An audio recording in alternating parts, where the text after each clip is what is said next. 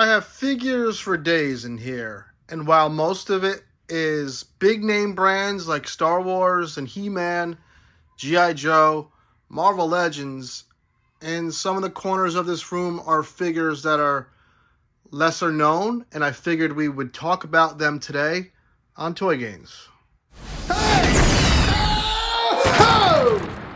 Games! Games! Okay, this first one's a weird one. He's from a anime called Trigun. Monev the Gale. He's the enemy. That's Monavthegale. Monev the Gale. I'll have it in the description in case you're interested. Now, I was delivering for Snapple one time, and I saw a random comic book store going out of business. So I was able to pick this guy up for about $20 at the time, and I think the guy wanted 40. That was a long time ago too. This is almost a 20-year-old figure, and he holds up as far as looks. This was a period when articulation didn't matter as much, and it was more about articulation to a point where you can get him in a pose that you liked, but nothing too crazy. He is massive. He's pretty big. This is the new Doomsday, which is pretty big. Let's see. Doomsday. I'm going to be, I'm like, what's his name right now? Review spot. Doomsday is almost 10 inches. This guy is about, I'd say 8.5, but the gun barrels make him about 9. He's a big boy. The problem is right now, I mean, if you want him, he's between $50 and $70. I don't think that's crazy if you want something unique on your shelf. The issue is his posing is very unique, would be the best word to describe it. Like, nothing bends. These arms bend up and down. They don't bend like elbows do. They're like on swivels. Everything swivels out. It is so peculiar. It is so... This is what imports were doing at the time. They were just trying to be different. These bullets that are in like this magazine thread are awesome, and the idea is it comes out of here. This visor goes up to a degree. It does come off easy, so I don't want to mess with it and lose it. But a little face is under there. You know, let me take it off. Little face under there. It's a piece I have had forever. It's a piece I display it like on its own. You know, could you have him fight your Marvel Legends? Let's see.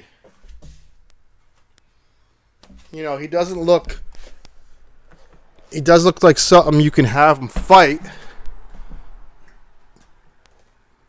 It's a cool piece. It's something that anyone that sees it asks about and is curious about. Other figures in the line are just as cool from Trigun. I hear it's a fantastic anime. If you've watched it, leave a comment. The other cool thing is these spin. Both of those spin. It did come with a little stand for his foot. I lost it. I've moved so many times since I've owned this guy. You can get him into some dynamic stuff. These little finger jobs are articulated, and I felt he was worth talking about, even if it was for a moment. Yeah. I'll throw him to the side on this beautiful Sunday. I hope you guys had a good weekend. Now, Mezco, before they just went crazy with cloth good figures that I don't know. I could never tell if I'm getting a... Like, cloth goods are supposed to be cheaper because you don't have to sculpt all the clothing. And cloth goods are supposedly cheaper. But yet, these figures are super expensive. I don't know if we're getting deals or we're getting ripped off. I can never tell. I do like them, though. But you can't tell me that little guy... There's a word I like to use called shelf presence. A lot of reviewers like the word playability. Oh, this toy has good playability, has good toy factor. This does not. I mean, neither really do. You don't really want to fiddle with a Mezco for too much. You might rip or tear the clothing. This has better shelf presence than that figure. Both are Mezco.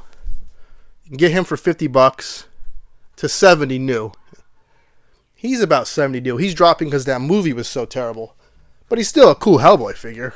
I just wanted a good Hellboy figure to mix in with other 6-inch figures. But if you want a Hellboy figure that looks good on your shelf, that's the Ron Perlman movie version, go with this. This is 2004.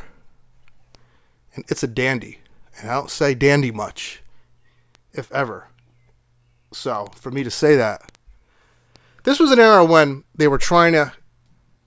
Movie Maniacs by McFarlane was wrapping up. And McFarlane was kind of wrapping up. And just got so heavy into sports. And weird Spawn offshoots that he kind of gave up on movies. And this is when like Randy Falk and the gang left and went to NECA. And other people went to Mezco. And they all were making figures in the style of Movie Maniacs. So that's why this guy does have articulation. He has leg joints and swivel, but nothing in this big arm. Only in that arm you can rip that figure off. He's just there with a rope. So there is some articulation. It was like, okay, we're better than Movie Maniacs because we have some articulation. It was a really weird time for toys, but you still had a lot of great sculpts. And I feel this is one of them. I feel this is one you can buy right now.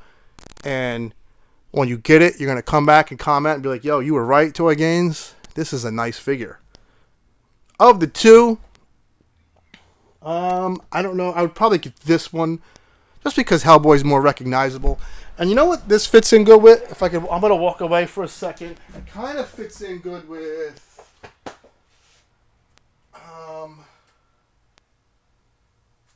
It fits in good with McFarlane because of the size. You know, these two can hang out together. They both smoke cigars. You know, these two can kick ass together. I like that. So it's Sunday. I just wanted to have a nice chill video and talk about figures in my collection that I haven't talked about before. Maybe you might want to pick up. Take a deep breath here. Tomorrow is going to be Matchup Monday. That should be fun. I think I'm going to do Diamond Select Big Boys versus McFarlane Big Boys. So please join me tomorrow. Like, comment, subscribe. There is a fire alarm going off, so that cues me to leave.